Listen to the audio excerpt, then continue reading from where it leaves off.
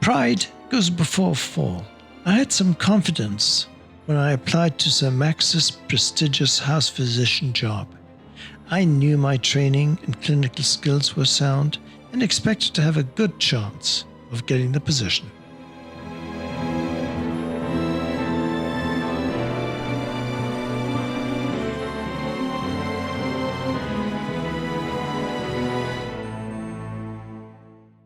Professor Sir Max Rosenheim's star had continued to rise to national eminence. I admired him as the paragon of medical and professional respectability, the exemplar of meritocracy, and now president of the Royal College of Physicians. He was the academic I wanted to emulate. He invited me to apply for a 6-month house physician job.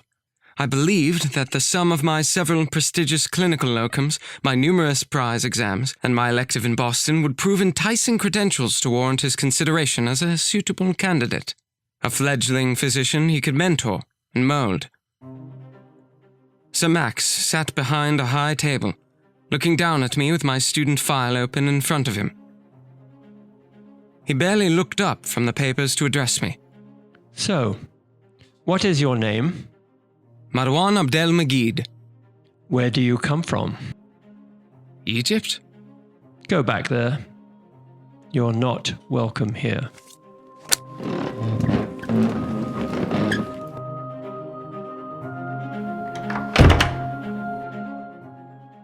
I was stunned into speechlessness, seething with fury.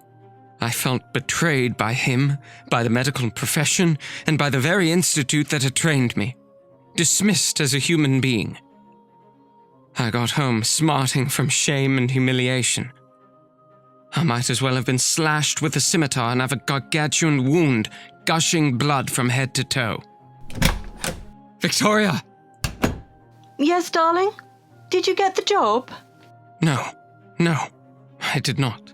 Purely because I'm Egyptian. He actually told me to go back to where I came from. I waited for her righteous indignation on my behalf. Oh, it's just a job interview. There'll be plenty more.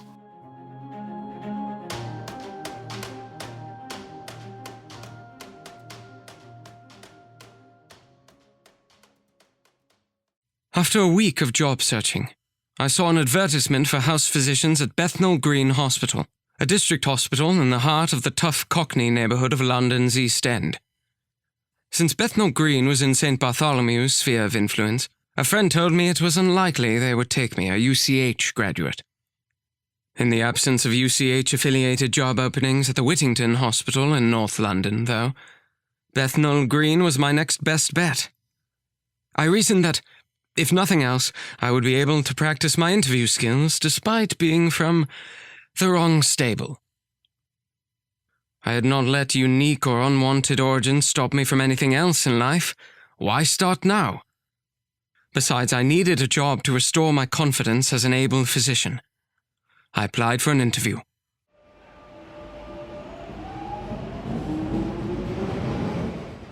The tube took me from Great Portland Street Station to Bethnal Green. Was I headed toward another racially prejudiced slap in the face? All the devastating moments of rejection in my short life walked themselves through my mind. Mother's consideration of aborting me, and then, at 4 years old... Children, this is your Oma and Opa. You will stay with them now. And then, at 11, that letter from my father. Life is too easy and too comfortable for you. If you had no father, you'd not only make an effort, you would have to struggle, like I had to as I grew up. And your life would be different. Consequently, you might do better in school and in your life. Had he any idea as he wrote that he possibly could die the very next day? I tried to push the cascading memories of rejection away, but they would not be ignored. My mother redumping me in Manchester at 16 years old. I'm returning to Cairo. Your headmaster tells me that you are doing sufficiently well. You are now 18. You can fend for yourself in this last year of grammar school. Failing a class that year and repeating the wounds of abandonment. This latest rejection by Sir Max of me, only because I'm Egyptian. Go back there. You're not welcome here. I mentally reached for the security of Victoria. But she did not side with me when I told her of Sir Max's treatment of me. So could I really count her as a bright light amidst the darkness?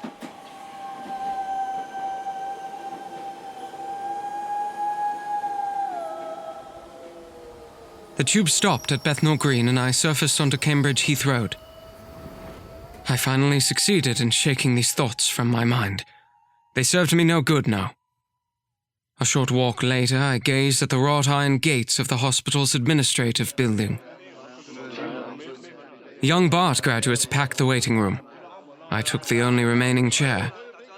The others ignored me, even those I recognized as crew members of the medical school's 8. They bantered about, dropping names of physicians at Bethnal Green that they knew, mentioning their daddies, and deciding among themselves who would get which job. Roger was right. I had the wrong school tie. I decided to go home and avoid adding to my rejection memories. As I rose to sneak out, the boardroom door opened. Marwin McGeed?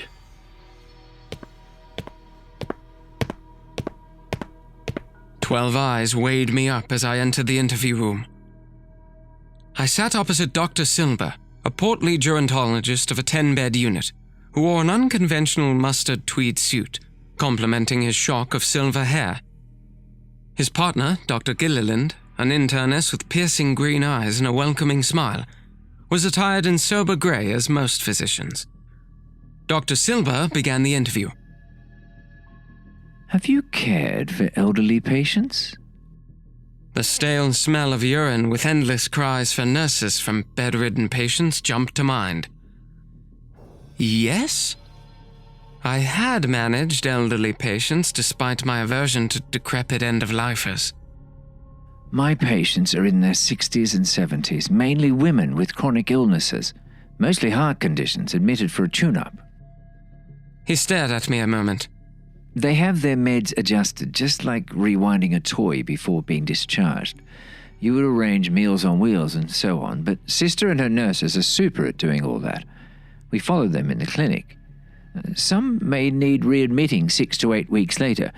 You would do daily rounds with Sister, and we would join you to do rounds weekly. It's rather fun.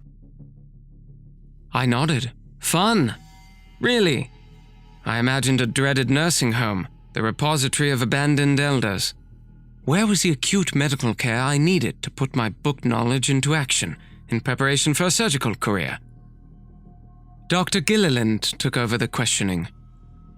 I see you spent some time at Mass General Hospital in Boston. You won a travel scholarship from the British Medical Association. Did you enjoy America? It was a very intense 6 weeks. I learned a great deal and enjoyed caring for my acutely sick patients. Isn't it an exciting town? I too was at Mass General many years ago. Ah, he had the prestigious BTA. I probably walked in his footsteps on the wards. I'm also a consultant at the Hammersmith Postgraduate Hospital. As you can imagine, I'm interested in teaching the junior staff. So, we'll be doing rounds twice a week and seeing patients in clinic together once a week. His words were music to my ears. For UCH had given me a solid medical foundation, but I needed mentoring, especially by an accomplished general physician. Here, I have a medical unit of 24 acutely sick patients, including heart disease, thyroid problems, and diabetes. I also have 1 or 2 morbidly obese women on a total starvation diet. They are innovative medical challenges. Isn't that interesting? I nodded. My eyes lit up. Fascinating. Metabolic nutritional problems appealed to me. He had the jewels I sought. 24 acute care medical beds. Dr. Silber, I think we can offer him the job. What do you say? I watched Dr. Silber nod and felt the next phase of my life step into being.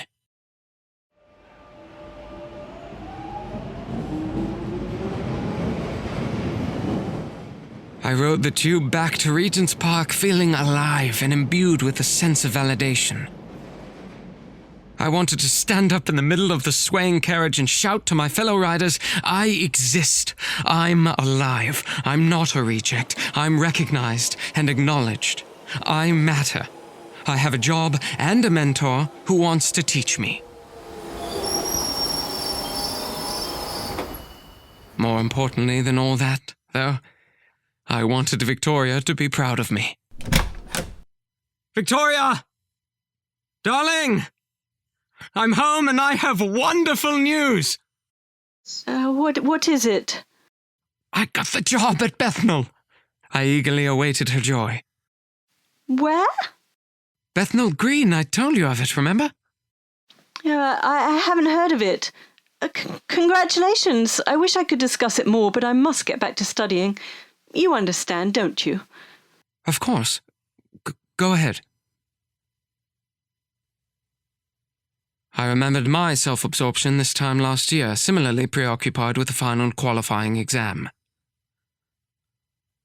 I walked away, quietly wishing her response had been warmer, perhaps even passionate. We should be celebrating. We should go out for a nice dinner with wine and relax together, bathed in candlelight. I'd gotten my first job. How monumental. She did not even grant me a celebratory kiss. She studied. I packed an overnight bag.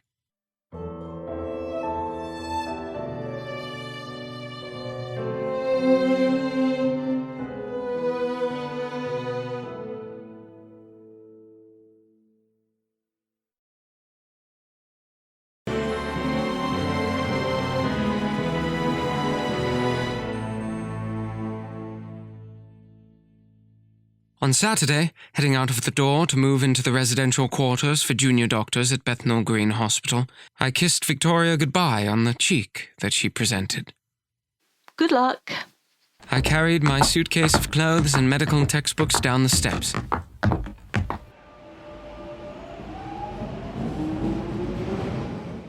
Riding in the tube, I wondered about my marriage. Studies consumed her. Hospital life was about to consume me.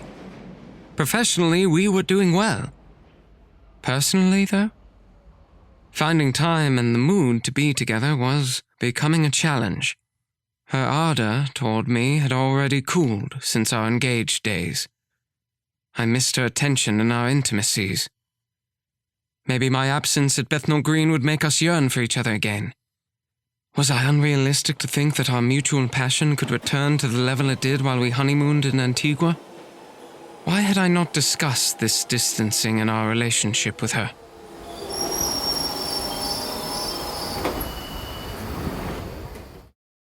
Apart from the boardroom and offices at Bethnal, the administrative building housed the dining room, the doctor's sleeping quarters, and the nursing school and the nurses' dorms.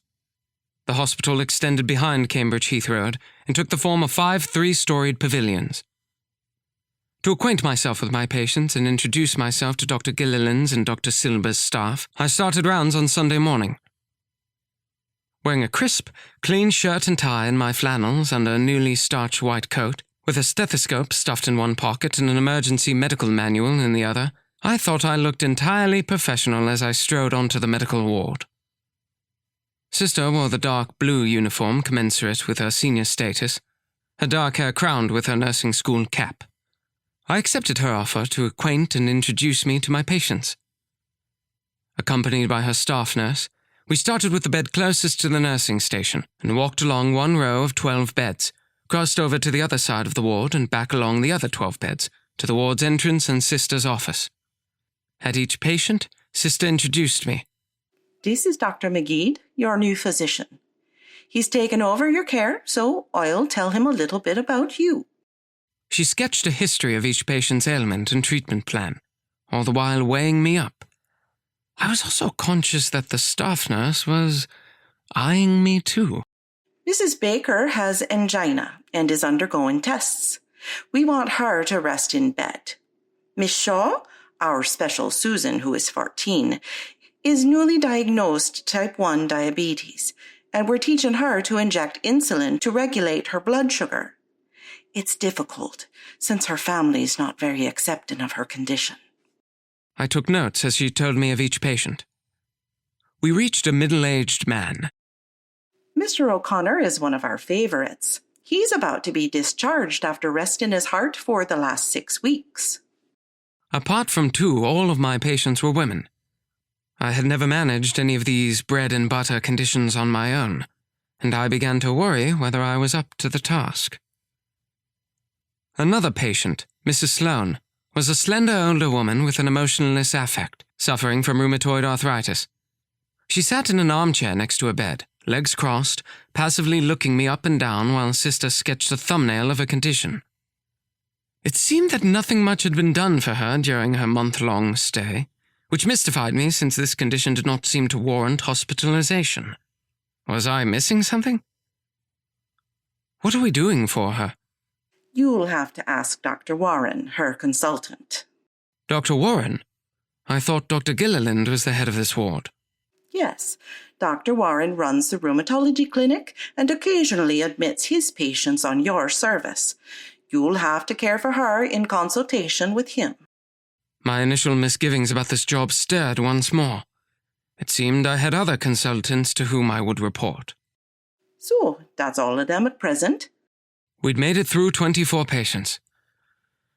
I took a deep breath, feeling the weight of their care on my shoulders. Cup of tea? I'll introduce you to the rest of the nurses. Several young Irish graduates from Bethnal Green Nursing School joined us. Sister made the introductions. Sister was Sister. The beguiling nurse with an appealing smile and flirtatious eyes was Hannah. Attracted, I missed the names of the other nurses, even the tea trolley lady and the nursing orderlies that I would see daily on the ward. A cordial atmosphere reigned as we sipped our steaming teas and Sister informally but selectively shared concerns about patients and their families, including issues relating to the staff as her protégés conversed in murmurs among themselves. Following tea, I read charts. Then, with the staff nurse Hannah shadowing me, I chatted with the patients and examined them to gain a more thorough understanding of their complaints and confirm their diagnoses. For each, I wrote a summary in their chart.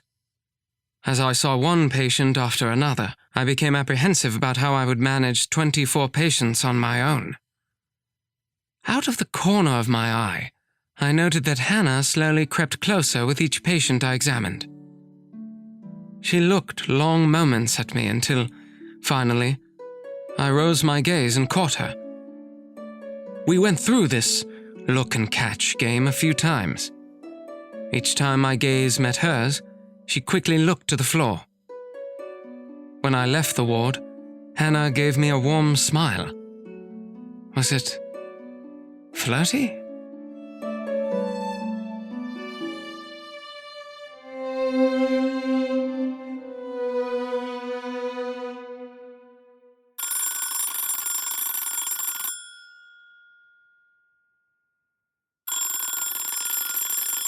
I awoke from a sound sleep in my on-call room. We have an overdosed patient. I rushed to dress and head to casualty, already formulating a vague plan of action to enact once I got there. I glanced at the clock in the hallway as I ran by.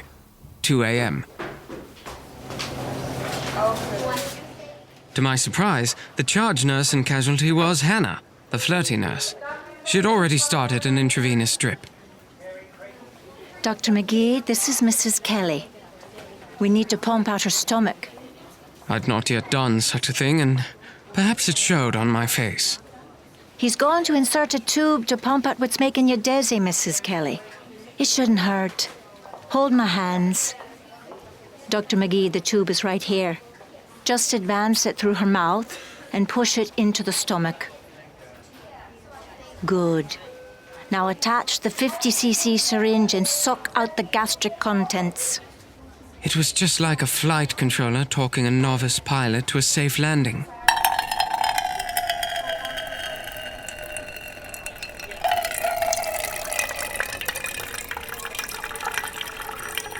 Green gastric juices reeking of vomitus and containing white pills, spilled into an enamel kidney bowl under the patient's chin.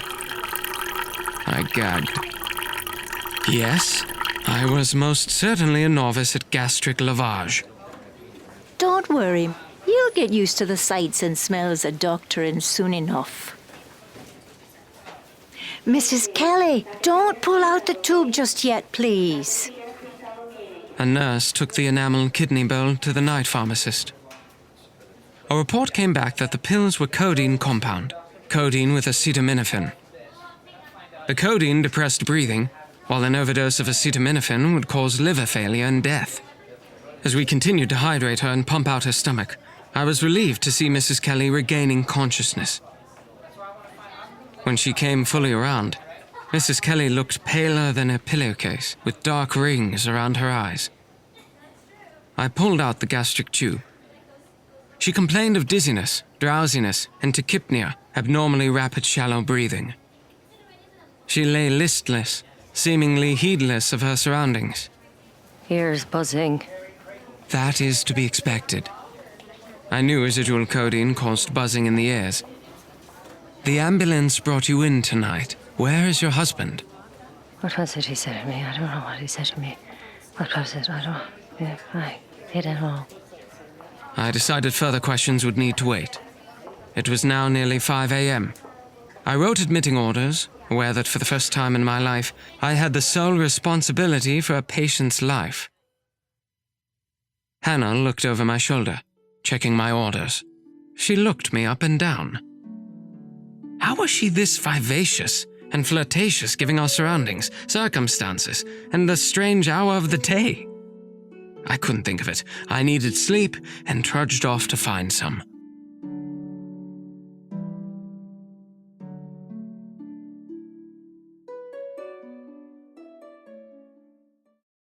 Later Monday morning, Dr. Gilliland and I started rounds with Sister accompanying us. We went straight to Mrs. Kelly. No. I wasn't trying to commit suicide. But why would I want to do that when I have 2 youngsters to care for? You were semi-conscious when they brought you into casualty early this morning. The nurses and I pumped 16 codeine pills out of your stomach. Why did you take so many, and how long have you been taking them? Your eldest had a nightmare and crawled into your bed. You were out cold. It gave him quite a fright. He called 999. Lovely boy you have, Mary. I had this wicked headache. It kept on getting tighter and tighter. The pain wouldn't go away. So I took more and more pills, wanting it to stop. The past 2 years I've had headaches. You know, domestic issues. Sister sat down on the edge of Mrs. Kelly's bed and took her hand. And where is Mr. Kelly? He's at sea. You won't tell him, will you, sister? I just want to get rid of these headaches. He left a few weeks ago. He should be back in 6 months. I showed the blood work results to Dr. Gilliland. She had a rare form of anemia caused by extremely low levels of folic acid, unusual for a woman still in the reproductive stages of her life. Folic acid was one of the essential B vitamins which the body cannot make. We get it from eating leafy green vegetables. Its function is critical to the production of mature red blood cells. This suggests Mrs. Kelly is not eating sufficient greens or veggies. The results also showed that her bone marrow was cranking out immature red cells, reticulocytes, to compensate for the anemia. These immature cells were not efficient oxygen carriers, resulting in low oxygen levels in the blood, causing anemia and her headaches. I agree. Dr. McGee, perhaps you might consider asking the dietitian to take Mrs. Kelly's nutrition history to assess vitamin and folic acid intakes. As we prepared to move on to the next patient, I wondered about the connection between Mrs. Kelly's results and her headaches. What was the missing link in our knowledge. What was going on in Mrs. Kelly's body? What did we not know?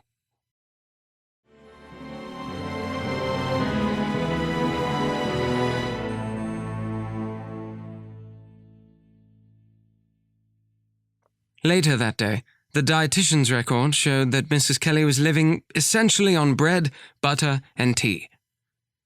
She was eating some folate-rich greens, but not enough to meet the minimum daily requirement. Still, a folate deficiency of this magnitude should not have resulted. Something else was going on. I was keen to solve this mystery. Her folate levels started to rise toward normal when she ate a balanced hospital diet. We had stopped all her meds because I reasoned she must be taking something that interfered with folate absorption in the gut. I discussed this possibility with Dr. Gilliland. Since her folate level continued to rise toward normal on the hospital diet, no further action was needed. She was concerned about her 2 small children, showed no suicidal tendencies, and her headaches had subsided. After 4 days, I discharged her with plans to follow up and review her blood picture when she came back as an outpatient. 2 weeks later, Mrs. Kelly was back in casualty complaining of headaches. Our tests revealed her folic acid levels were once again down. Have you stopped all your medications and are you taking the vitamin supplement? Yes. Except, well, I started the pill again once I got home. The pill? Yes. Don't you think this is medicine? I take it to stop getting pregnant. Chance would be a fine thing. You know that bit. But your husband is away for 6 months. Why do you need the pill? She blushed and looked away. Dr. Gilliland reddened. Oh, now I got it. Still, I had a medical mystery to solve. Mrs. Kelly, is it possible for you to stop taking the pill for a month? I suppose so. Yes. At her next outpatient visit, she told me she had stopped the pill and that the headaches were gone. Blood tests showed her folic acid levels had risen, and her anemia had improved. Satisfied with the results, she started the pill once more. When she returned for her next follow-up, her folic acid levels had fallen again, and her headaches recurred, suggesting that the generous level of the female hormones in the pill were binding the folic acid in her gut. I had learned at UCH that such deficiency throughout pregnancy is associated with defects in the development of the brain of the fetus. According to Dr. Gilliland, the first birth control pills were approved for human use in 1960. They contained a large dose of the 2 hormones usually produced by the ovaries, estrogen and progesterone, making other physicians, particularly obstetricians and family doctors, aware of the hazards of this particular pill was necessary. I wrote up a case history of our findings. The THM, the take-home message as we say in medicine, is that women who took this pill before deciding to have a family may be folic acid deficient when they start their pregnancy. Under such circumstances, they may wish to give the woman a folic acid supplement.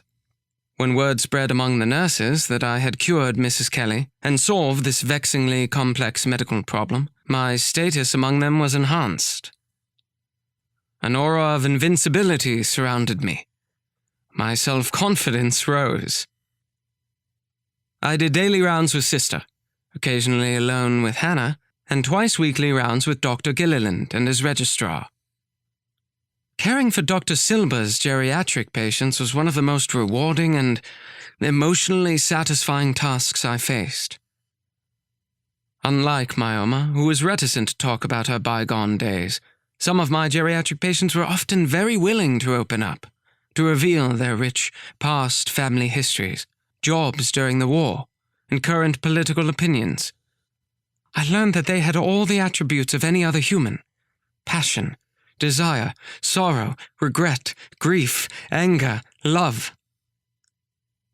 Their frailties kept them isolated at home, fearful of going out in case of a fall. Their short stay in the geriatric unit was akin to summer camp. Indeed, some helped about the ward, assisting the tea trolley lady, the librarian, and chatting up the chaplain, if nothing more than for old times' sake. I had worked at Bethnal Green for a couple of months, when one evening during dinner in the dining room, a granny-type Irish maid poured me a cup of tea and asked, "Are you coming to the dance tomorrow evening, love?" "The dance? I don't know of a dance." Matron arranged a dance for tomorrow night, right here, for the nurses to meet the new doctors. I'm off tomorrow. More stew or mashed potatoes, love? She hovered over me as I ate my dinner. Just come for a few moments, love, so that the young nurses won't be disappointed. I'll think about it. Matron will be glad to see you. Her girls are far from home, from Ireland, you know, and seeking entertainment, companionship, and excitement too.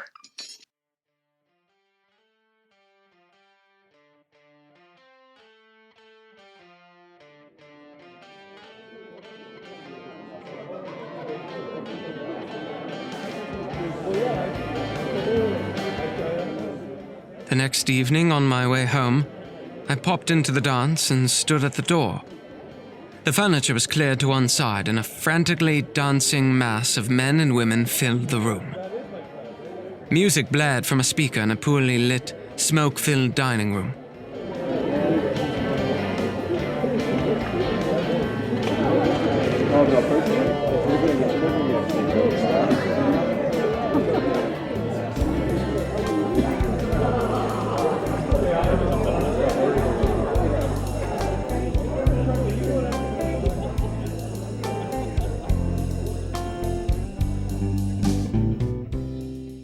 As the music shifted, the couples morphed from bopping mob into hypnotizing slow dances.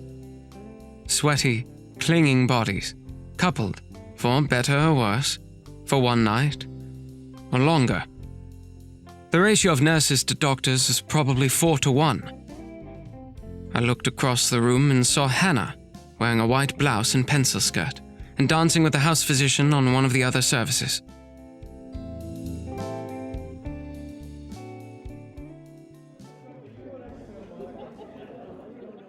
When the music stopped, she weaved her way over to me. You came, that's nice.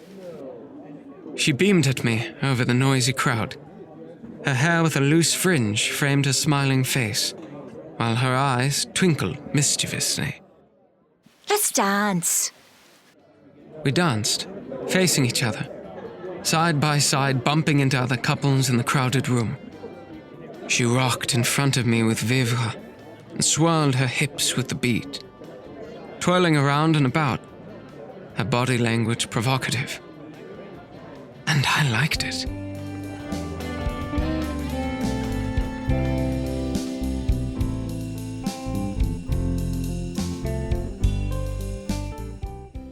She grabbed my hand and drew me into her orbit. The aura of her perfume stirred some lusty thoughts. Come and join us at the pub after the dance. I've got to go home. My wife is waiting for me.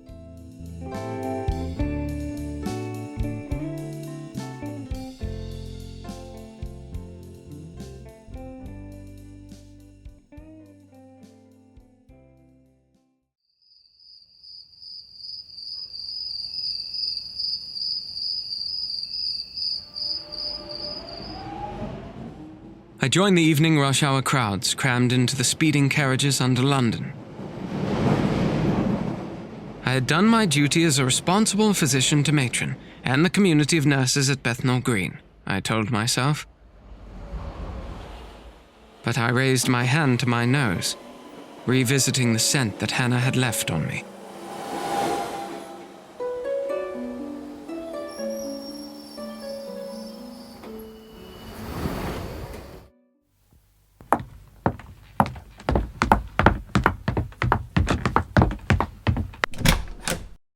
Darkness had descended as I reached our warm but empty flat. Victoria was late in coming home. It was good to feel her warm body next to me, when she finally slid into bed.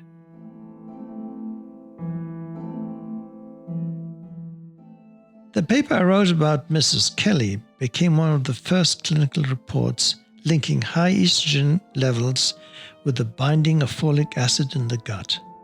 The case report interested Dr. Gilliland, who was one of the editors at the Postgraduate Medical Journal. We submitted our paper, which was published, my first. In the meantime, a smattering of similar cases began to appear in other British and international medical journals. Consequently, the pill was reformulated, making it safer for women. I, however, had embarked on a new way of being that didn't feel very safe at all.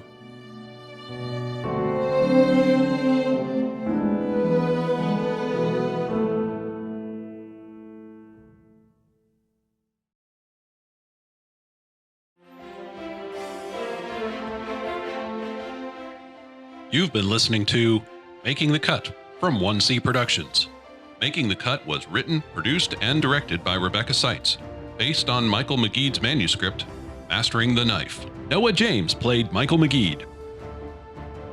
Other characters brought to life by the vocal talents of Martin Strassmore, Nicola Waldron, Michelle Tischer, James Smiley, Drew DeCarvalho, Oliver Coppert, Christine McGuire, Nicholas Richardson, Laurie Russo, Loretta Gavin, and Suzanne Delahunt.